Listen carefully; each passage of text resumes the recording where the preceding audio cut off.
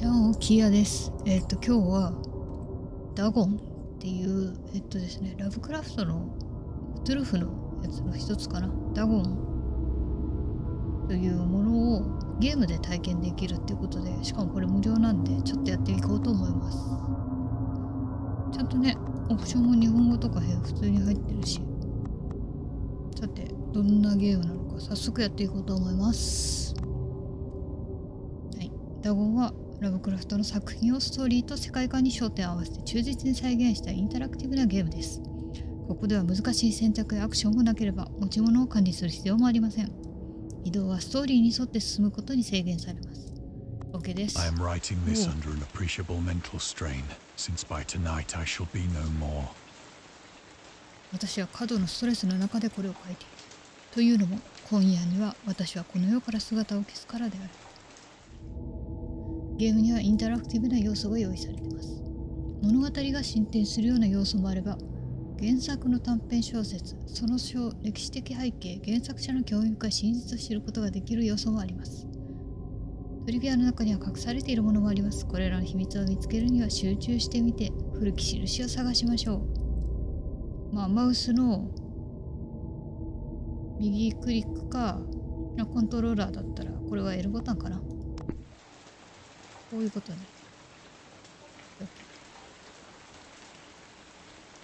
あ、場所の移動はできないんだ。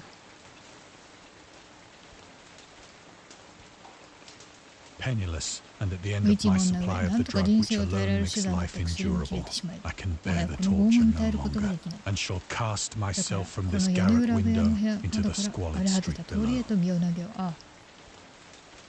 今からなくなるっていう Do 意味 not じゃな think くて、 from my slavery to morphine that I am a weakling or a degenerate. モルヒネに支配されているからといって意志が弱いとか堕落しているとは思わないでほしい。 When you have read these hastily scrawled pages, you may guess, though never fully realize, why it is that I must have forgetfulness or death. または死に急いだかを推測できるはず。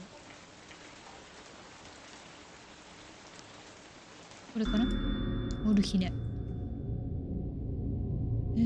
モルヒネは19世紀に使用され始め、南北戦争と第一次世界大戦では激しい痛みを緩和させるために日常的に投与された。また1914年までは制限なしで販売されていた。も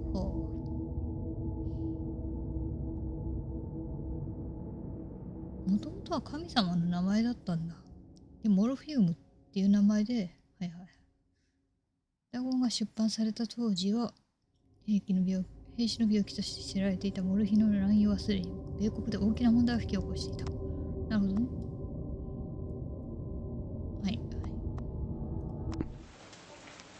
これはこれ先に物語、矢印は物語を先に進める描写になってる。今んとここれしか見ることができなさそう。はい、進む。It was in one of the most open and least frequented parts of the broad Pacific that the packet of which I was supercargo fell a victim to the 太 German 平洋 sea でもとも raider. 広々としたあまり船の通らない海域である。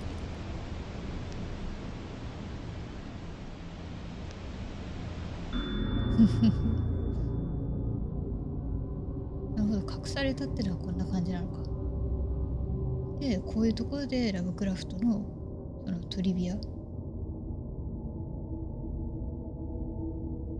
かも見れるようになっているみたいだね。これは物語のっていうよりかはラブクラフトの話ですね。この辺には他になさそう。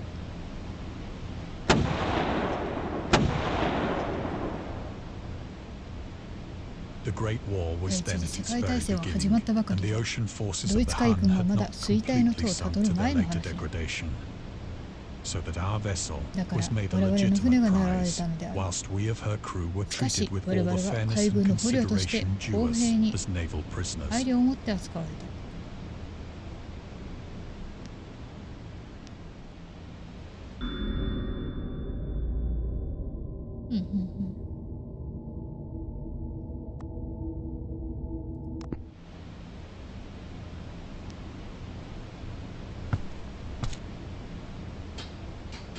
うやって小説をね、実際にゲームというか、ノベルゲームっていう感じthat 5 days after we were taken, I managed to escape alone in a small boat with water and provisions for a good length of time.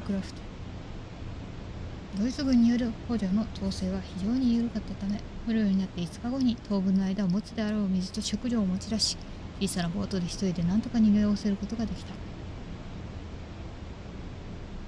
これ逃げる前の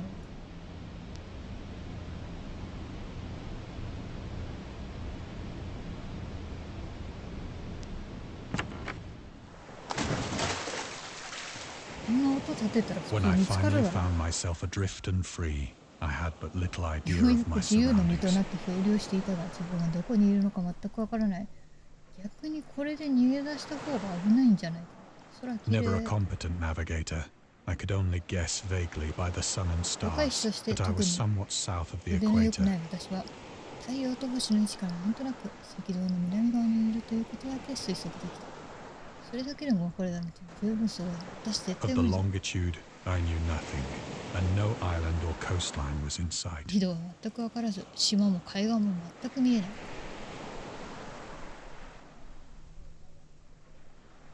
こういうすごい寂しくなると炎って見たくなるよね。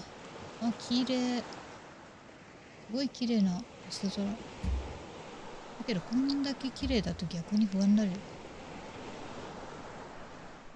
The weather kept fair, 天 and 気 for は良く、 uncounted 何日も days の I 間、 drifted 焼けつくように aimlessly 太陽の beneath 下 the で通り scorching すがりの sun, 船に拾われ waiting るか either for some passing ship 人が住める or 陸 to be の cast on the 海岸に shores 打 of ち上 some げられるか habitable land. 程度もなく漂流していた。綺麗なゲームだ。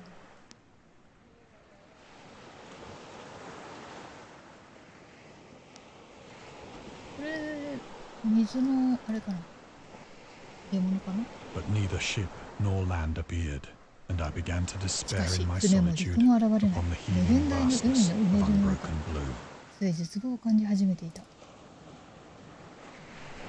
The change happened whilst I slept. 変化は私が眠っている間に起こった。他の蚊が日本語じゃない。 Its details I 詳しい shall こと never はわから know, ん。 for my slumber, though troubled and dream-infested, was continuous. というのも夢ばかり見ていてぐっすりと眠れたというわけではないのだが、ずっと眠ってはいたの。わお、出ましたね。わお、とんでもない夢みたいな。あ、産地が減少している、産地が減少している。おお、これは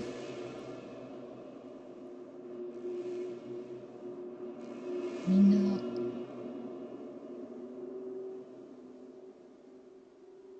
足伸ばしてる綺麗な光景だけど、前にいるのと後ろにいるのとちょっと見た目が違うね。 When at last I awoke, it was to discover myself half sucked into a slimy expanse of hellish black mire, which extended about me in monotonous undulations as far as I could see. ついに目を覚ますと、どす黒いネバネバした沼地の中に半身が飲み込まれていた。ああ、自分も飲み込まれちゃってるのね。はいはい。船がないね、確かに。沼地は見渡す限り単調な起伏のように周りに広がっている。 And in which my boat lay grounded some distance away. あれか。少し離れたところに自分の乗っていたボートが座礁している。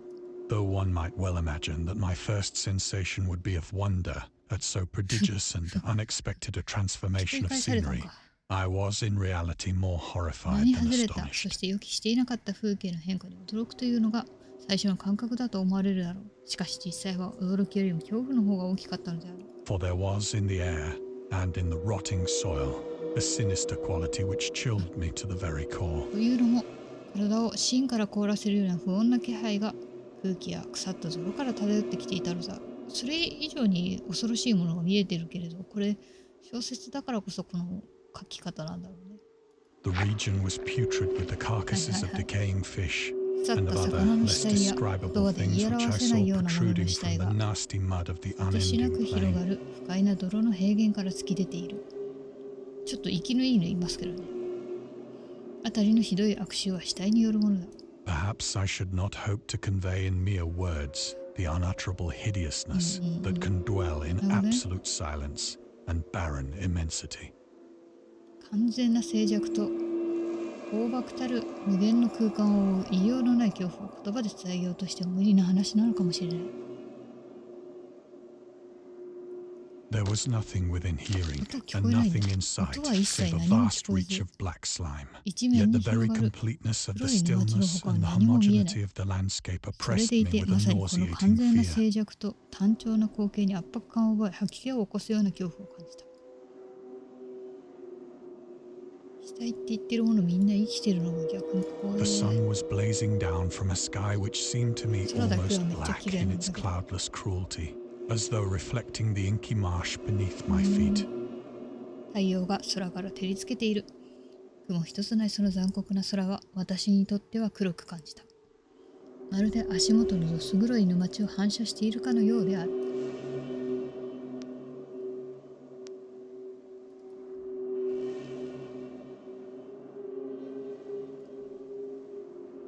ちょっと産地チェック入っちゃうから他のものが見れないのか。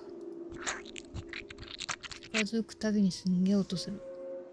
As I crawled into the stranded boat, I realized that only one theory could explain my position. 乗り上げたボートに這うように入り込み、この状況を説明する説は一つしかないことに気づいた。あ、なんかあるあそこ。Through some unprecedented volcanic upheaval, a portion of the ocean floor must have been thrown to the surface, exposing regions for which innumerable millions of years had lain hidden under unfathomable 前代 watery 未聞の depths. 火山隆起により海底の一部が水面に浮上し、何百年もの間海の深淵に隠れていた領域が現れたに違いない。 So great was the extent of the new land which had risen beneath me that I could not detect the 海にい faintest たら noise 海 of が the 全く surging なくなるっ ocean, てなかなかや。 straining my ears as I might. いくら耳を澄ましても打ち寄せるかすかな波音さえも聞こえない。浮上したであろう新しい土地はかなり広大なのだろう。 Nor were there any seafowl to prey upon the dead things. そうね、鳥もいないね。そして死骸を漁る海鳥もいない。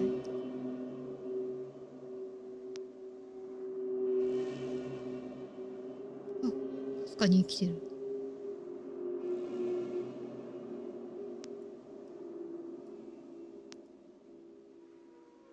For several hours I sat thinking or brooding in the boat, which lay upon its side and afforded a slight shade as the sun moved across the heavens. よくここで考えてた。いや、大物に悩んだという方が正しいだろう。ボートは側面を下にして転覆していたため、太陽が空を動くにつれてささやかな日陰を与えてくれた。As the day progressed, the ground lost some of its stickiness and seemed likely to dry sufficiently for traveling purposes in a short time. 日が経つにつれ、地面の粘性は薄れていった。まあ水がちょっと乾いてきてるね。もう少しすると徒歩での移動に十分なくらい乾くだろう。That night I slept but little, and the next day I made for myself a pack containing food and water, preparatory to an overland journey in search of the vanished sea and possible rescue. その夜はほとんど眠れなかった。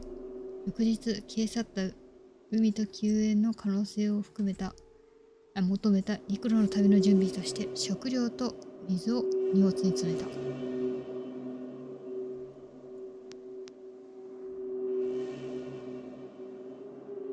綺麗な光景。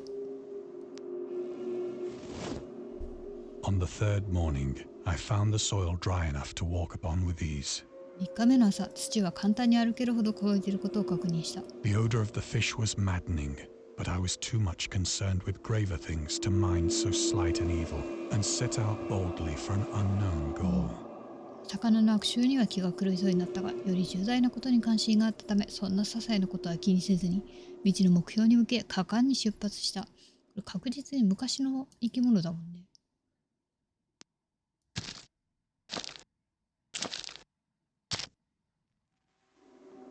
All day I forged steadily westward, guided by a faraway hummock which rose higher than any other elevation on the rolling 待って待って desert. 待って、もっとやばいのがいっぱいある。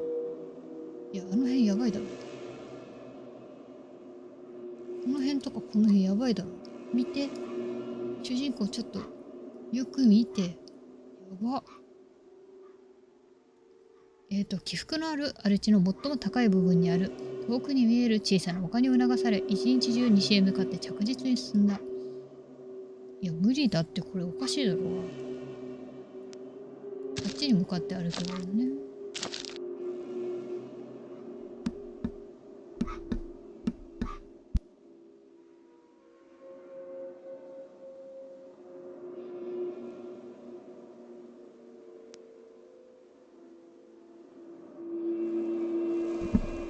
この辺もカニ？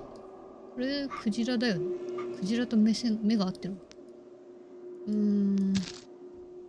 陸に着いた感じかこれは。お、その夜は野宿し、次の日も同じ小さな丘に向かって歩いた。though that object seemed scarcely nearer than when I had first espied it. しかし最初に発見して以来、丘はほとんど近づいていないように見える。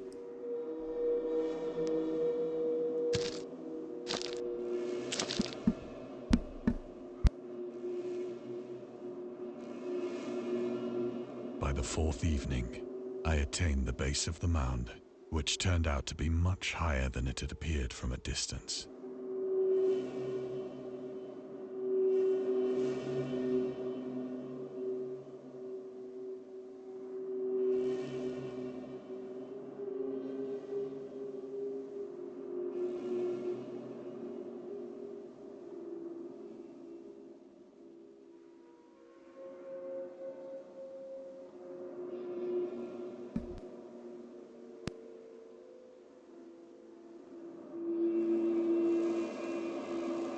An intervening valley setting it out in sharper relief from the general surface.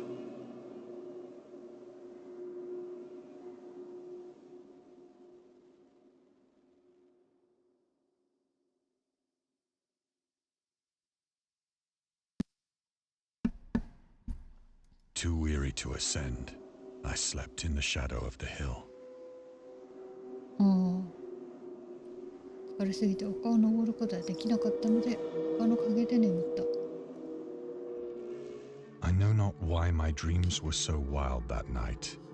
なぜその晩の夢があれほど突拍子もなかったのかわからない。But ere the waning and fantastically gibbous moon had risen far above the eastern plain, かけ始めの美しいギボス状の月が東の平原の空に高く昇る前に、I was awake in a cold perspiration, determined to sleep no more.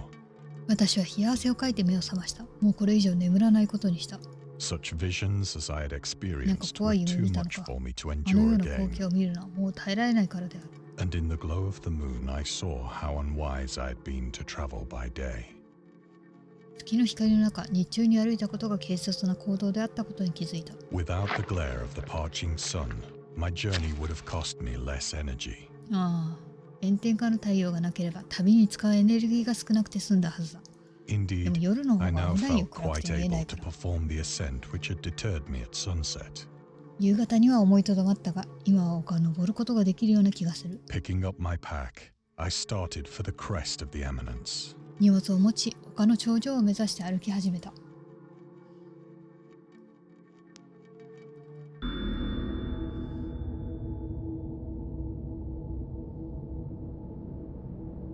またラブクラフトのト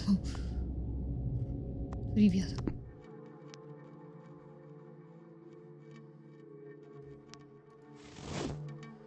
I have said that the unbroken monotony of the rolling plain was a source of vague horror to me. 無限に広がる起伏する平原の単調さが私にどれほどの恐怖をもたらしたかはすでに書いた通りである。But I think my horror was greater when I gained the summit of the mound and looked down the other side into an immeasurable pit or canyon. だが頂上について丘の反対側にある計り知れないほど深い穴とも言える渓谷を見下ろした時の恐怖はさらに大きなものだった。 Whose black recesses 月 the はまだ moon had not 高 yet くまで soared 登って high いないの enough で to illumine. 暗い渓谷の底はまだ照らされていない。 I felt myself on the edge of the world, まるで自分が世界の果てに立っていて、 peering over the その rim 端から永 into 遠 a に続く fathomless 夜の chaos 底 of なしの eternal 混沌を night. 覗き込んでいるように感じた。登ってすぐこれは怖いな。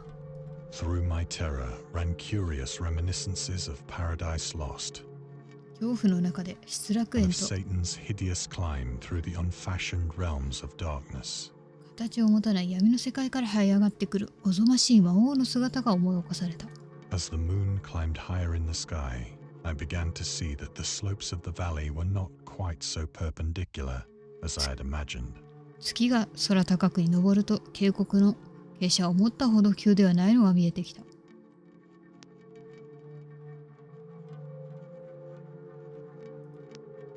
岩棚や突出した石は降りるのに最適な足場を作っている。やめたまえ。100メートル前後の急な下り部分を過ぎると傾斜は緩やかになっているようである。行っちゃうんですね。はい。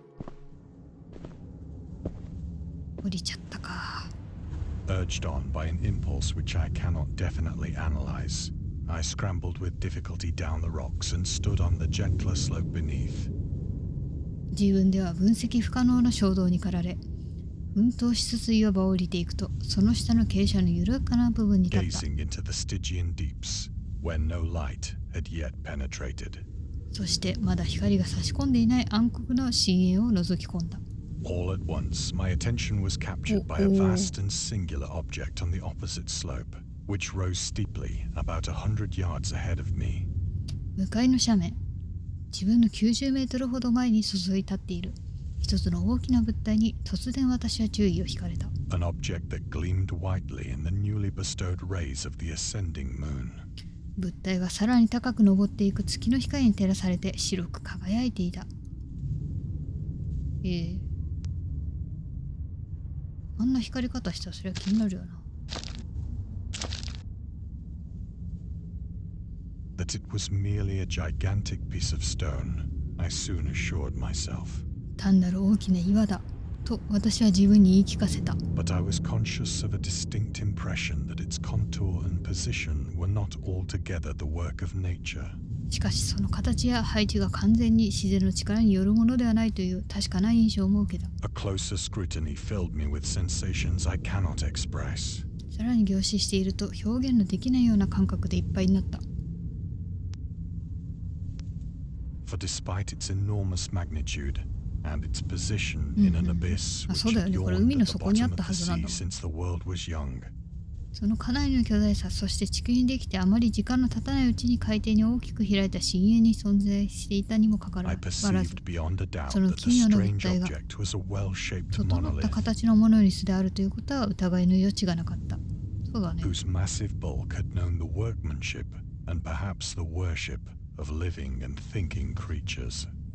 その巨体は過去に知的生物により造形され、さらにはその知的生物の崇拝の対象だったのであろう。Dazed and frightened, yet not without a certain thrill of the scientist's or archaeologist's delight, I examined my surroundings more closely. 呆然としつつも恐怖を感じたが、それと同時に科学者や考古学者の喜びのようなある種のスリルも感じられた。周囲をさらによく調べてみることにした。もうやめなってあなたは。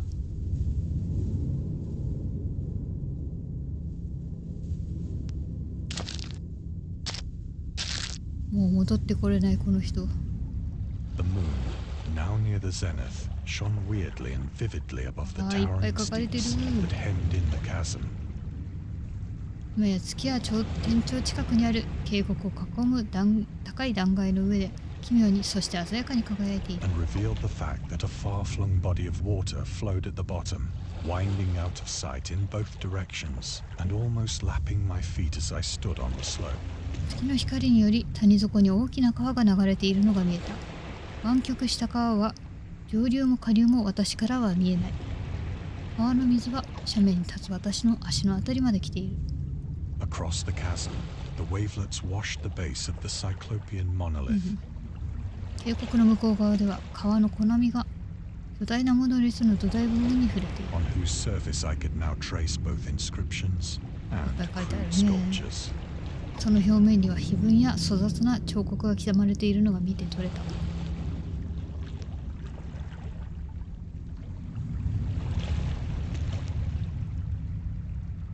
The writing was in a system of hieroglyphics unknown to me and unlike anything I'd ever seen in books.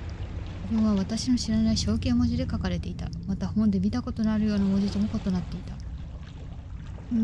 知らない言葉なんだけどなんかわかるぞ。 Consisting for the most part of conventionalized aquatic symbols such as fishes, eels, octopi, crustaceans, mollusks, whales, and the like. 魚、ウナギ、タコ、甲殻類、軟体動物、クジラなどの伝統的な水生生物でできている。 Several characters obviously represented marine things which are unknown to the modern world. 現代の世界では知られていない海洋生物を表しているのが明らかである文字もいくつか。そうだね。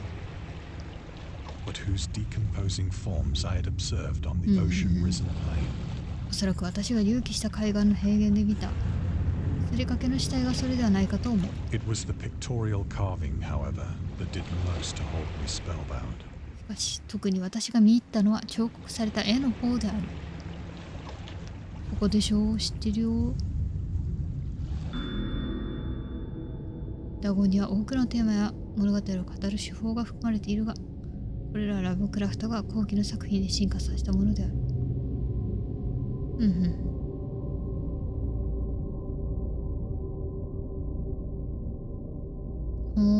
なるほどね。起源とも考えられている。なるほどね。だからこそこのゲームを作ってみた感じか。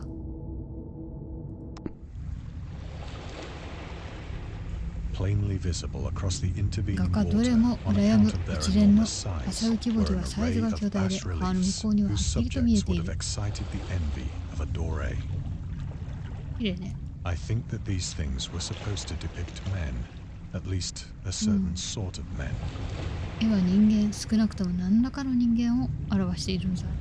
Though the creatures were shown disporting like fishes in the waters of some marine grotto.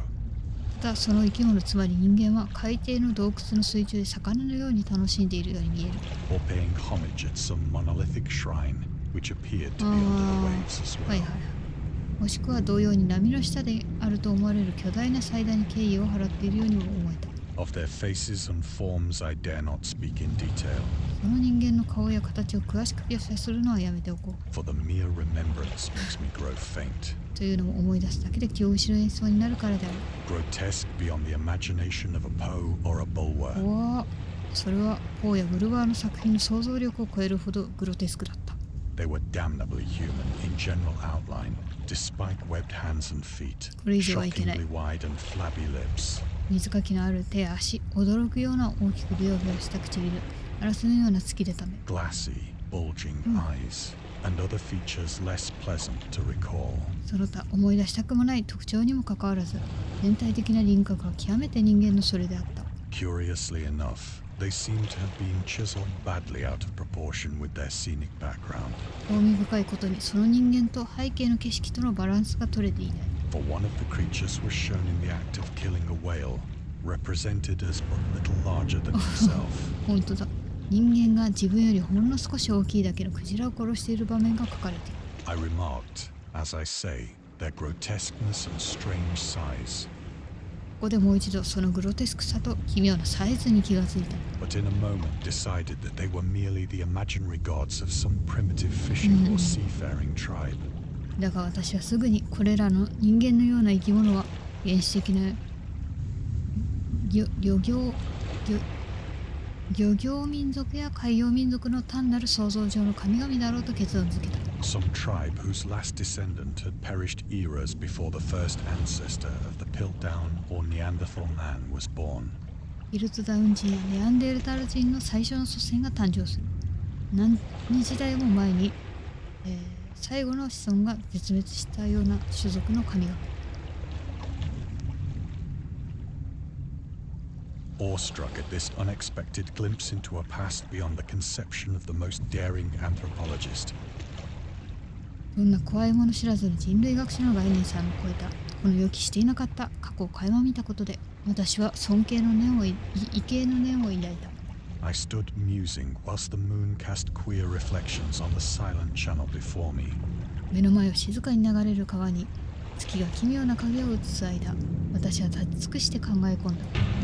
その時、突然それが見えたのである。ああ、なんか出てる、なんか出てきた。With only a slight churning to mark its rise to the surface, ああ、逃げなさいあなた。 slid into view above the dark 水 waters. 面をかすかに波立たせて浮上してきた。それは暗い川を出て視界に飛び込んできた。巨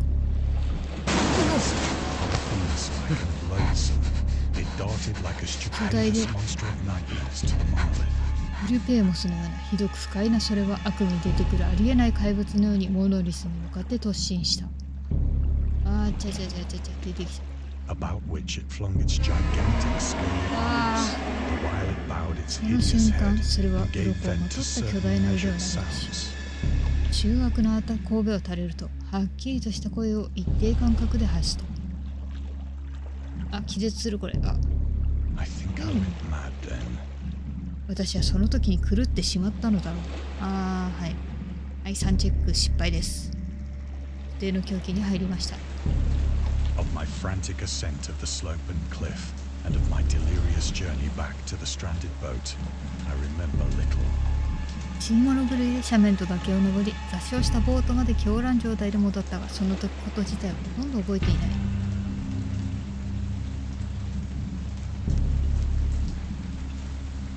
ああ、これはガタガタしながら登っていく最中。まだ戻ってる、崖の上を登ってる最中ね。I believe I sang a great deal and laughed oddly when I was unable た to くさん sing. 歌を歌い、歌うことができなければ奇妙な笑い方をしていたはずである。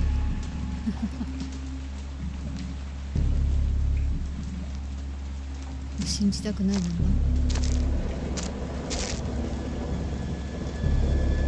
I have indistinct recollections of a great storm sometime after I reached the boat. ボートにたどり着いて間もない頃に大きな嵐があったのをぼんやりと覚えている。 At any rate, I know that I heard pearls of thunder and other tones which nature utters only in her wildest moods. 雷の轟きと自然が極限に荒れ狂った時にしか発しないような轟音を聞いたことは少なくとも覚えている。これどうしろっていうの？ああ。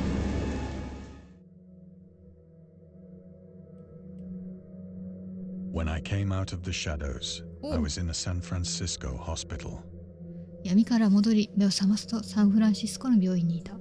brought thither by the captain of the American ship which had picked up my boat in mid-ocean. アメリカの船の船長が海のど真ん中で私のボートを見つけて病院まで運んだのである。 In my delirium, I had said much, but found that my words had been given scant attention. ああ、私は錯乱状態でいろいろと話したが誰も私の話を聞いてくれなかった。まあだろうな。 Of any land upheaval in the Pacific, my rescuers knew nothing. 太平洋上での大地の隆起に関しては救助者たちは何も知らなかった。 Nor did I deem it necessary to insist upon a thing which I knew they could not believe. だから私も信じられないことをとやかく言う必要はないと考えた。これ精神病院かな。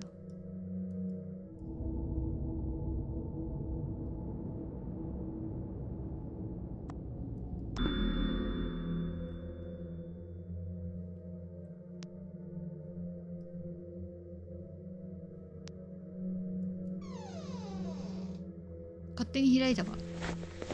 あ、歩き出したのか。びっくり Once I した。 sought out a celebrated ethnologist 一度私は有名な民族学者を探し求めて and amused him with peculiar questions regarding the ancient Philistine legend of Dagon, the fish god. ああ、ここで出てくるんだね。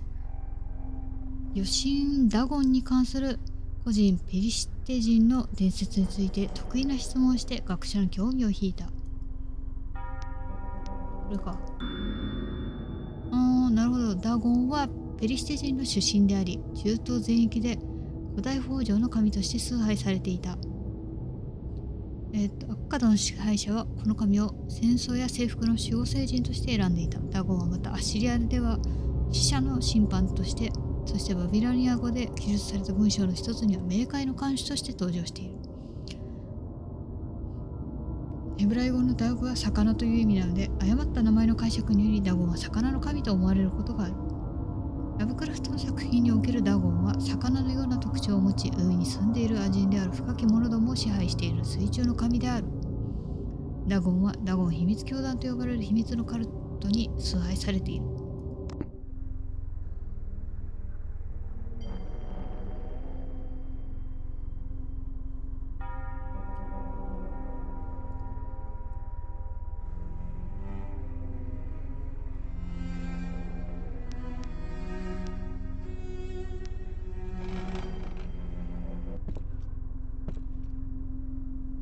But soon perceiving that he was hopelessly conventional, I did not press my inquiries. しかしすぐに学者が救いようがないほど伝説的であることに気づき、それ以上突き詰めることはなかった。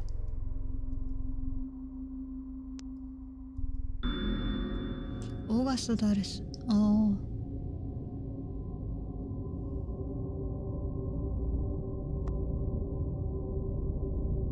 そういう人もいるんだ。ほ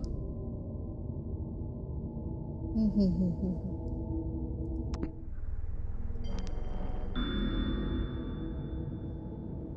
この辺は別途後で見てみたいところ。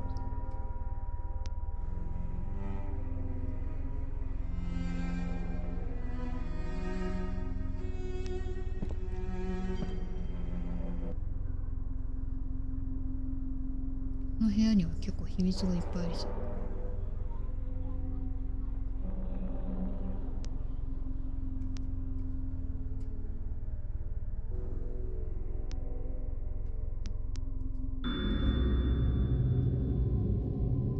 半分しか見つけてないの。トリビア結構ありそうね。この部屋めちゃくちゃいっぱいありそうなんだけど、本当。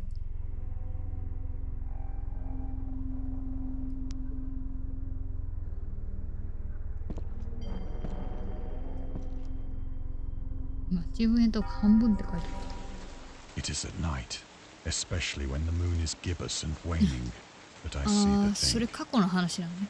夜、特に月がギボス状になりかけ始めるとあいつが見える。I tried morphine, モルヒネを試してみた。but the drug has given only transient surcease and has drawn me into its clutches as a hopeless slave.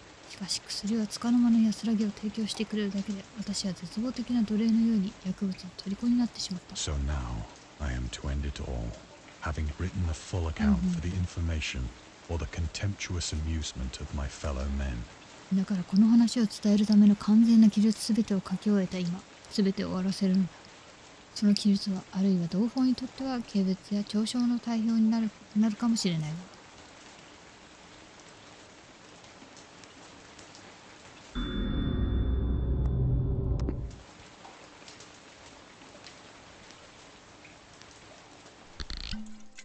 飲んじゃった。Often, I 私は ask 時に自 myself 問 if す it る。 could not all have been a pure phantasm, あれはすべて単なる幻影だったのではないか。a mere freak of fever, as I lay sun-stricken and raving in the open boat after my escape from the German man of war.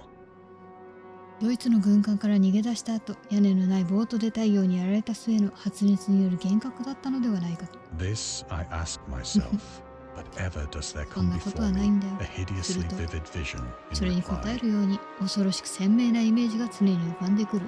I cannot think of the deep sea without shuddering at the nameless things that may at this very moment be crawling and floundering on its slimy bed. 深海のことを考えようとすると、まさにこの瞬間もネバネバした海底を這い回り、もがいている名前のないあいつを思い出して身震いをせずにはいられない。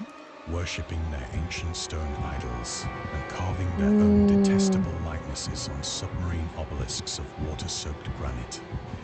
あいつは広大な石像を崇拝し、水浸しの花崗岩でできた海底のオベリスクに自身の忌まわしい肖像を刻んでいるのかもしれない。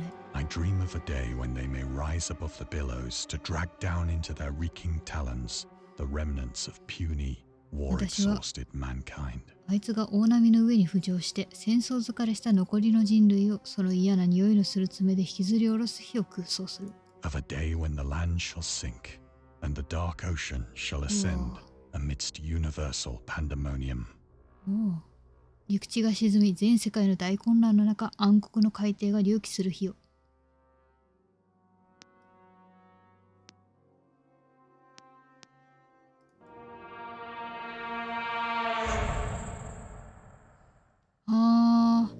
The end is near. もうあれだね、終わりは近い。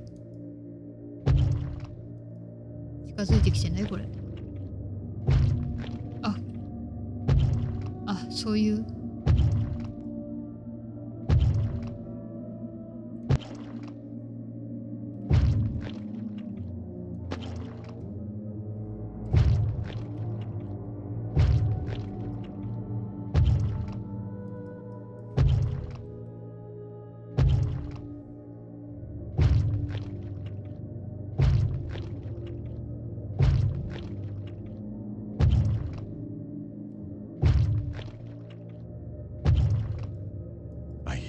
noise at the door, as of some immense slippery body lumbering against it. ぬちょぬちょ言ってるね。何かぬるぬるした大きな体が扉にぶつかっているような音が聞こえる。ぶつかってます。見つかるものか。ああ。God, that hand. あの手は。The window. 窓に。 The window. 窓に。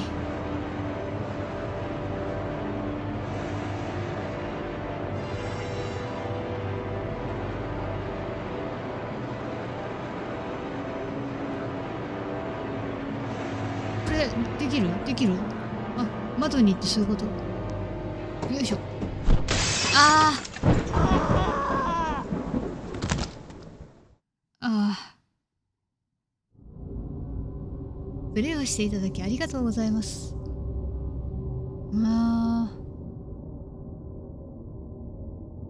ダゴンの評価をいただければ幸いです。幸いです。また私たちのゲームや DLC もご覧ください。